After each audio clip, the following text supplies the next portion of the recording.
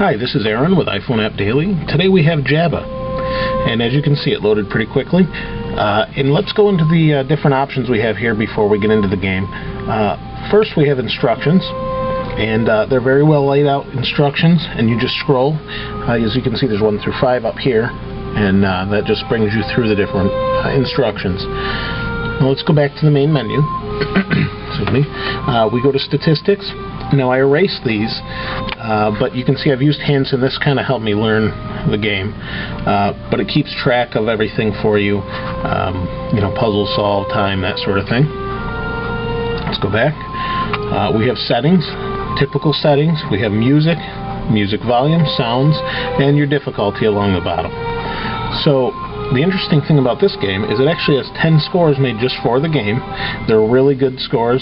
They kind of draw you into the game as you play it, especially if you have a good pair of headphones. So let's go play. There's 10 different backgrounds and 10 different music scores.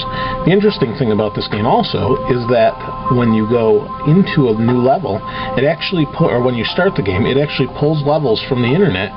So you get all these new levels all the time. So, if you have your iPhone, like this is, with your connection, or you have a iPod Touch with a Wi-Fi connection, you're going to get new levels all the time. That's a really cool addition. I don't know how many there are total. So here we have our rows and columns. We have 2 up here. This tells you how many. Now let me explain first. Actually, this is like this game is like a mix between Sudoku and Minesweeper on Windows. So the idea is you have 12 stones and you have to figure out where they are. So in this column, you can see there's a 2. There'll be 2 stones in this column or row. Here we have a 2. There'll be 2. So we know right here there's a 0. There's a 0 there. Right here, there's nothing. There's not going to be any. There's not going to be any stones in this row or column here. So these arrows also give you a hint as to what direction these stones are in.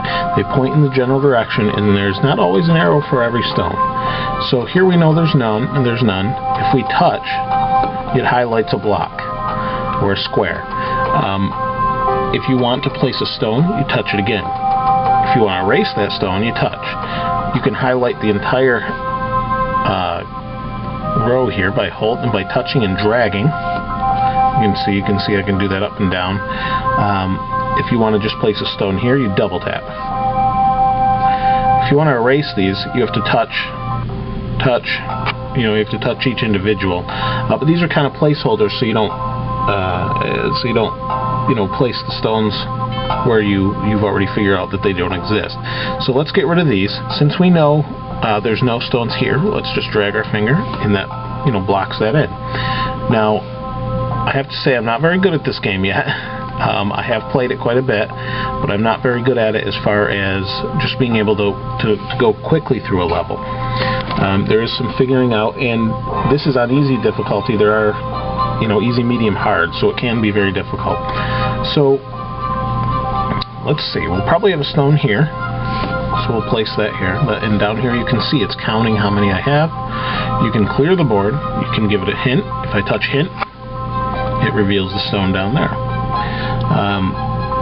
So I'll just place a couple more. They'll probably not be in the right place, and then we'll zip through hint to show you what it looks like when we complete a level. So there's 2 and 2. We'll put one here. Block these out.